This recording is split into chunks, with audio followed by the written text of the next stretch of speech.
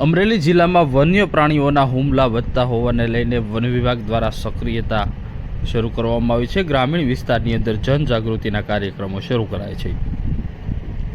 અમરેલી જિલ્લાના ધારી તાલુકાના ગરમલી તેમજ આજુબાજુના ગ્રામીણ વિસ્તારમાં દિવસ દરમિયાન અને રાત્રિના સમયે વન વિભાગના કર્મચારીઓ ગામડાની મુલાકાત લે છે। ગામની અંદર વન્ય પશુઓને લઈને વિવિધ સમજૂતી આપવામાં આવે છે। ગરમલી તેમજ આજુબાજુના વિસ્તારોમાં વન વિભાગે મુલાકાત લીધી હતી અને તેઓ દ્વારા જરૂરી માર્ગદર્શન આપવામાં આવ્યું હતું। હાલ તો લોકોને વન્ય પ્રાણીના હુમલાથી બચાવવા માટે મારી રેન્જનો તમામ સ્ટાફ અવેરનેસના પ્રોગ્રામ કરી રહ્યા છે, તેમજ જનજાગૃતિના દરેક ગામડે જેટલા પણ ગામ આવેલા છે ધારી તાલુકાની અંદર દરેક ગામમાં અવેરનેસના પ્રોગ્રામ અને જનજાગૃતિના પ્રોગ્રામ કરી અને લોકોને વન્ય પ્રાણી વિશે માહિતગાર કરવામાં આવી રહ્યા છે। મેડમ, ગેરકાયદેસર લાઇન શો કરવાવાળા વિરુદ્ધ શું કાર્યવાહી કરવામાં આવે?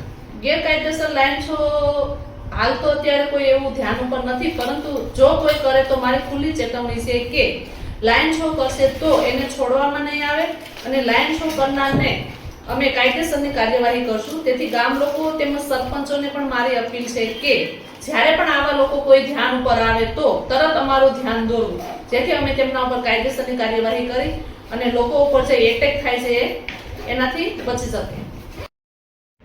અમરેલી જિલ્લામાં છેલ્લા 4 દિવસમાં વન્ય પ્રાણીનો માનવ પર થતા હુમલાના ઘટનાઓમાં વધારો થઈ રહ્યો છે। તાજેતરમાં જ 3 ઘટનાઓ બની છે કે જેમાં નાના બાળકને વન્ય પ્રાણીઓ દ્વારા ફાડી ખાવાની ઘટના બની છે।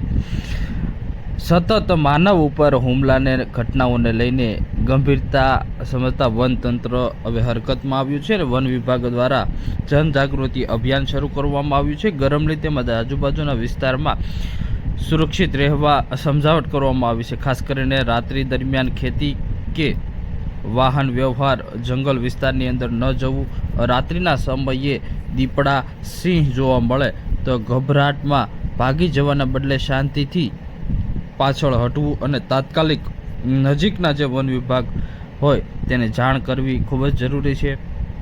તેમજ ગામડાઓમાં રાત્રિના સમયે સ્ટ્રીટ લાઇટની વ્યવસ્થા કરવી એ ખૂબ જરૂરી છે, જેથી સરપંચો સાથે પણ વન વિભાગ દ્વારા બેઠકનું આયોજન કરવામાં આવ્યું છે અને હાલ સતત પેટ્રોલિંગ પણ વન વિભાગ દ્વારા વધારવામાં આવી રહી છે। જોખમી વિસ્તારોમાં રેસ્ક્યુ ટીમ, પોલીસ પેટ્રોલિંગ, પાંજરા અને કેમેરા સર્વિસની વ્યવસ્થા પણ કરવામાં આવી છે અને દરેક લોકોને જાગૃત થવા માટે વન વિભાગ દ્વારા અપીલ કરવામાં આવી રહી છે।